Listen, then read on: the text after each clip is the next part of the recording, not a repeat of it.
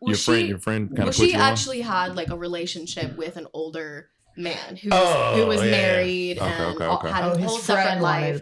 So he's like, I'll give you a little extra cash if you bring one of your friends. Well, no, I mean, she just said it. She was like, this guy, like, he's got a friend and he's like a business partner. Why don't you go to dinner with him? And before I left the restaurant, I got up to go to the bathroom. When I came back, there was a gold envelope on the table. And he was like, when you leave, I need you to open that. I was like, okay. And when I left. What is this, Willy Wonka? No. Was he on the client list? Was his name just dropped? Or? I had no sexual relations with this man. I sound like Bill Clinton. That's what I'm saying. Yeah, that's the best use of that. There was $1,000 cash in that envelope. Wow. $1,000 cash. Really, there's more where this came from, baby girl. I've never had sex with an older man for money. Did you go? Okay. But my friend did. Have you ever had? My friend did. Shouldn't she have done it? No. She should have maybe done it, and she'd be like fucking rich as shit right maybe. now. But did you go on a second date with this guy? No, I never talked to him again. He never spoke to me again. Wow. Oh, I think he just wanted to go out to dinner, and it was a nice dinner. It was like an $800 dinner. Okay. Wow. What? I mean, the bottle of wine was $200. Remember, like it was yesterday. So him leaving that 1,000 is nothing to him. Yeah, for sure.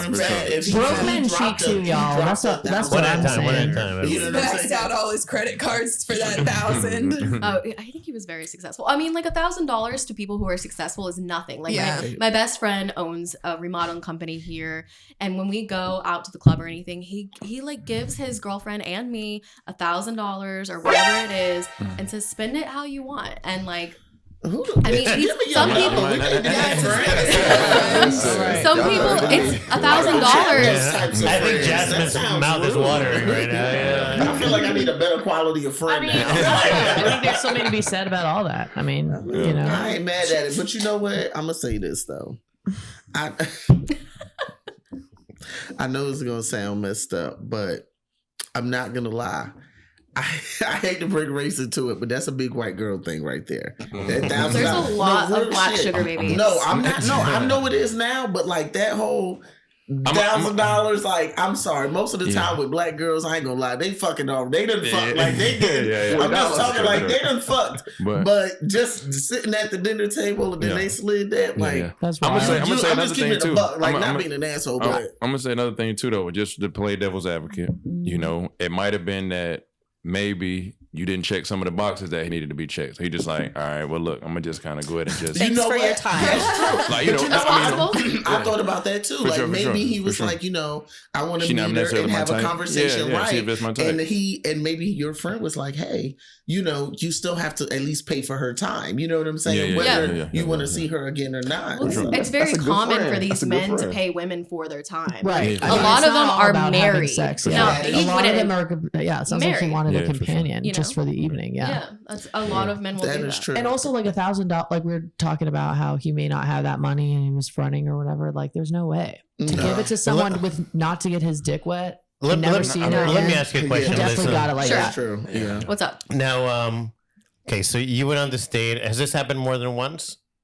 Yes. Okay, so what does that happen when you go on a date with an older man to an 800 or however much dinner, and then you get asked by like a guy that works at Starbucks to go on a coffee date?